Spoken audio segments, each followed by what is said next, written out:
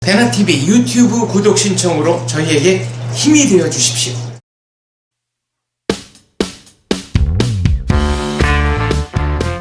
하이 베트남 11번째 시간입니다. 우버연 장원재의 문화탐방기인데요. 예. 자, 베트남의 한류 뭐 가수들이 또 배우들이 영화 뭐 드라마 이런 게 이제 널리 퍼지는 것도 좋지만 역시 한국산 한국 제품 어떤 게 인기 있는가, 이게 또 진정한 한류의 또 다른 측면 아니겠습니까? 그렇죠. 베트남 인구가 1억인데요. 네. 젊은 층 분들에게 물어보면 제일 먼저 소원이 뭐냐 하면 한국 제품 하나를 가지고 있는 겁니다. 전자제품이요. 어떤 거든. 예를 들어서 뭐 한국 옷이라도 메이드 인 코리아라도 옷이라도 입고 있으면 뭔가 걔네들은 네. 신분 상승이라고 생각하죠. 왜냐면 한국 옷을 보면 우리는 전자제품이 묻혀서 그런데 사실은 한국 제품 특히 옷 같은 거는요 굉장히 이렇게 입어도 편리하고 네. 편안하고 또 느낌도 좋고요. 그다음 요즘은 한국 옷이 떨어져서 못 입는 건 없습니다. 그렇습니다. 네. 근데 베트남에는 어떠냐면은 이 똑같은 옷을 사면요 한 번만 빨면은 줄어들어요.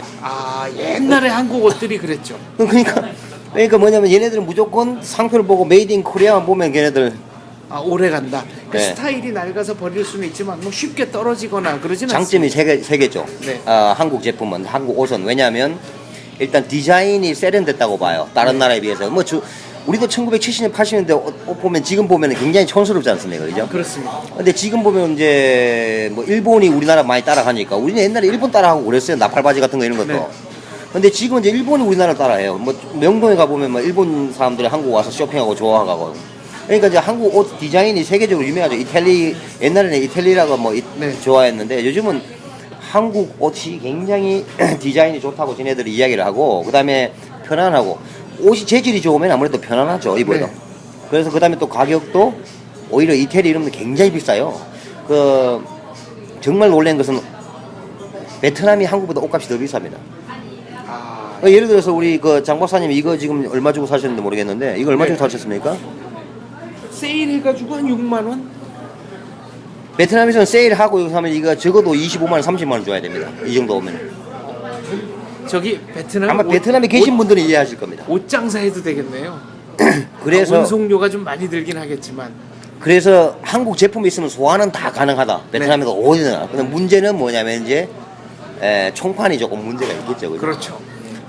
사업은 생산도 필요하지만 유통이 유통과 판매가 중요한 그렇죠. 겁니다. 판매는 이제 외국인들은 걔네들은 어쨌든 베트남 사람들이 한국 제품 미쳐 쓰이니까 네. 뭐 판매는 그렇게 저는 큰 걱정을 안 하는데 문제는 뭐냐면 유통이라고 보는 거죠. 그다음에 이제 특히 이제 제가 놀란 것은 한 2년 사이, 1, 2년 사이에 한국 화장품이 한 20여 개 회사에서 들어왔어요. 거의 다 들어온 거네요, 그럼. 그러니까 맨 처음에 들어왔던 게 뭐냐면 페이스샵 같은 게 들어왔겠죠. 페이스샵 그다음에 리퍼블릭 뭐 이런 것도 들어왔고. 근데 이름 없다 하면 좀 죄송스러운데 아무튼 조그마한 소규모다 보니까 아무래도 광고를 못 하니까 이름이 좀 없겠죠, 그죠? 브랜드명이 좀 아무래도 좀 떨어지겠죠. 한국에서 이 브랜드 인지도가 대기업에 비해서 좀 떨어지는 그런 조그마한 중소업체들이 엄청나게 많이 들어왔어요. 한 20여 개, 30여 개 들어왔죠. 그런데 단 한 명도 그런 회사에서 제품을 구입한 베트남 여성분들이라도 단 한 번도 한국 제품에 대해서 불평을 하거나 불평을 하거나 불만을 해본 사람이 무조건 한국 제품이 이거예요. 그러니까 요즘 우리나라도 마찬가지입니다. 화장품 참 세계에서 잘 만들기로 2위라는 제가 이야기를 들었는데요. 그런 세계 2위에 해당될 정도로 그렇게 잘 만드는 화장품 회사들이 베트남에 진출해서 싸게 파니까 베트남 분들은 환장할 수밖에 없는 거죠. 네. 그래서 보니까 한국인들끼리 서로 경쟁이 돼 있어요 지금. 이게 집안 밖으로 싸움입니다. 네. 베트남 화장품 시장을 한국 업체들끼리 지금 여기저기서 공장을 설립하고 한국 화장품 공장을 설립하고 여기서 안 만들면 중국에서도 만들고. 근데 나중에 이제 한국인이 가서 어차피 공장 운영하기 때문에 그 상표는 나중에 메이드 인 코리아. OEM으로. 메이드 인 코리아입니다. 그러니까 그걸 가지고 다시 와서 베트남으로 가져가는 거죠. 그러니까 베트남 애들은 무조건 한국 메이드 인 코리아면 넘버 원이라고 생각하기 때문에 삽니다. 근데 너무 많이 우죽순처럼 이렇게 막 회사가 막 이렇게 들어오니까 한국 사람끼리 가격 경쟁이 된 겁니다. 그래서 오히려 그걸 화장품은 오히려 지금 포화 상태라고 봐야 됩니다. 안타까운 일입니다. 그 좋은 시장에 네. 서로 이렇게 잘 탄압을 하면은 공생할 수 있는 그런 여러 가지 어떤 루트나 아니면 길이 있을 텐데 네. 서로 이렇게 자기 회사만 이렇게 먼저 살찌우려다 하다 보니까 스스로 이렇게 독이 또 월드라 그러죠. 독이 또 월드. 개가 개를 문다 해가지고 경쟁이 아주 치열한 그런 지금 형태가 돼버렸습니다.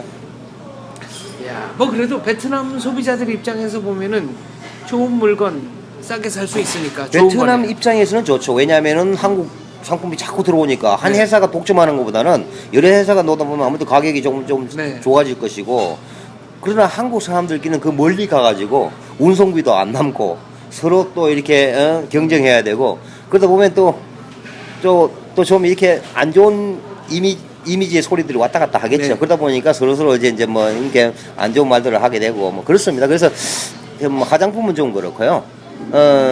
베트남에서는 사시사철 여름이죠.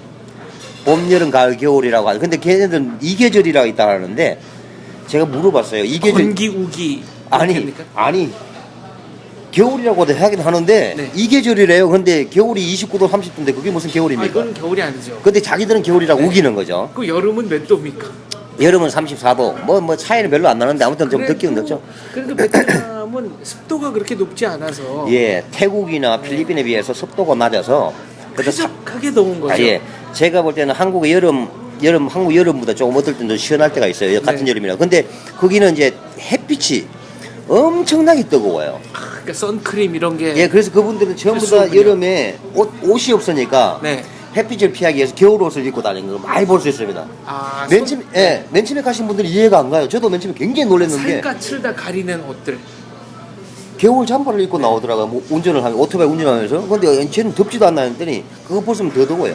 햇빛이 따가운 거예요. 따가운 거죠. 근데 베트남에서는 제가 굉장히 미남입니다. 왠지 아세요? 얼굴이 좀 흰 편이라서. 예, 거기는 얼굴이 흰 사람이 잘 살고 네.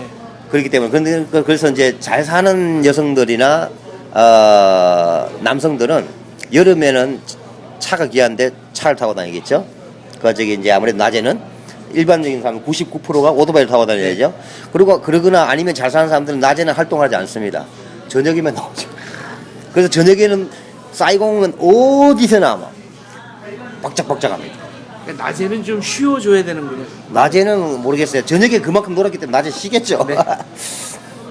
뭐저 스페인이나 그리스 가도 시에스타라고 그래가지고 낮잠 자는 시간이 있으니까. 재미는 있어요. 그러니까 베트남을 알고 여행하면 상당히 재밌는 나라가 베트남이고 네. 모르고 가면은 힘들고 돈 많이 쓰고 재미가 없겠죠. 다낭 같은 데도 세계적인 휴양지 아닙니까? 예, 다낭도 이제 다낭은 비교적 호치민보다 위쪽에 있어서 네. 좀 춥습니다. 근데 춥다는 거 해봐야 거의 뭐 10도 정도. 그러니까 우리나라 보면 이제 가을날씨. 예, 늦가을. 네. 늦가을도 우리가 이제 여름에서 늦가을 되면은 추위를 느낄 수 있잖아요, 네. 그죠?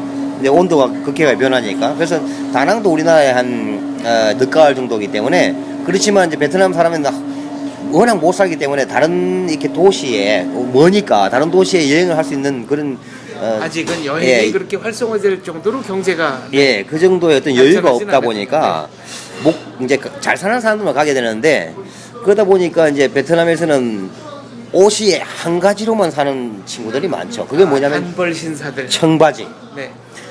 90% 이상이 청바지입니다. 기지 바지를 입으려면은 그거는 정말 사장급 정도도 돼야 되죠. 근데 청바지는 뭐냐면은 아무 데서 앉을 수 있고 또 그거 안 빨아도 그게 일단 별로 티안 나고. 티가 안 나고 그러니까.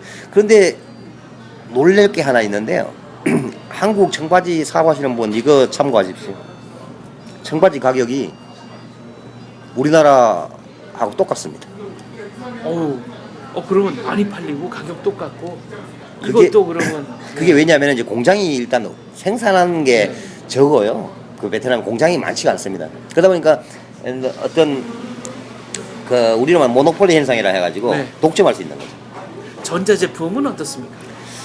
전자 제품은 예전에는 제가 보니까 한 3년 4년 전만 해도 소니가 조금 가끔 있었어요. 네. 삼성이 많이 이렇게 와서 이제 뭐 시장을 장악하기 시작했는데 핸드폰은 딱 두 가지입니다. 삼성하고 이거 아이폰이나 이런 건 스마트폰은 삼성하고 애플이죠. 애플. 근데 제가 느끼기로는 삼성이 한 이제 예를 들어서 한 70%면 애플이 30%. 그렇지만 이제 우리로 말하면 막폰이라고 옛날에 우리 쓰던 막폰이라고 네. 했죠. 그거 있는데 그건 노키아 건데 이제 그거는 2G, 네. 예 그거는 이제 뭐 현지에서 30만 동이에요. 30만 네. 동이면 우리나라 돈으로 15,000원입니다. 그런데 하나의 재밌는 게 있어요. 왜 베트남에 가면 왜 사람들이 다 전화기를 잃어버렸다고 하거든요. 네. 안 잃어버린 사람이 거의 없습니다. 왜 한 번씩은 다 잃어버립니다. 왜요? 자, 우리 같은 데서 전화기를 여기다 우리 쓰던 전화기를 여기다 넣어두면 제가 놔두고 가면은 사람들이 저기요 전화기 놔뒀어요 이렇게 해요. 네. 써먹을 수가 없습니다. 네. 왜요? 이게 회사에서 내가 그냥 정지 신청을 해버리면 못 씁니다. 이거. 그렇죠. 베트남은 어떠냐면은 누가 이걸 뒤에 뜯어내가지고 이거 칩이 있어요. 칩이. 네. 칩은 누구나 할 수 있어요. 그냥 3,000원이면 살 수 있습니다. 아무 가게 다 있어요. 네.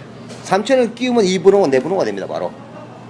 아, 그런 게 있군요. 그래서 내가 돈을 충전할 때도 카드를 긁어가지고 5,000원 충전하고 10,000원 충전하고 쓸 수 있죠. 네. 그러니까 이거 무조건 이 스마트폰 하나가 300불, 400불이거든요. 근데 베트남 지금 베트남에서 거주하는 베트남인들이 한 달 임금이 얼마냐면 15만 원이에요. 네. 근데 그나마 또 일거리가 많지가 않으니까 사실은 그것도 안 된다고 알바하게 되면 10만 원 못 버는 사람들이 많아요. 15만 원이면 300만 동. 예, 15만 원이면 300만 동이죠. 그런데 이게 예를 들어서 300불 하면 600만 동인데 네. 자기가 월급을 15만 원을 받는데 어느 세월에 모아서 이걸 살려면 몇 달 동안 안 쓰고 모아야 되는데 네.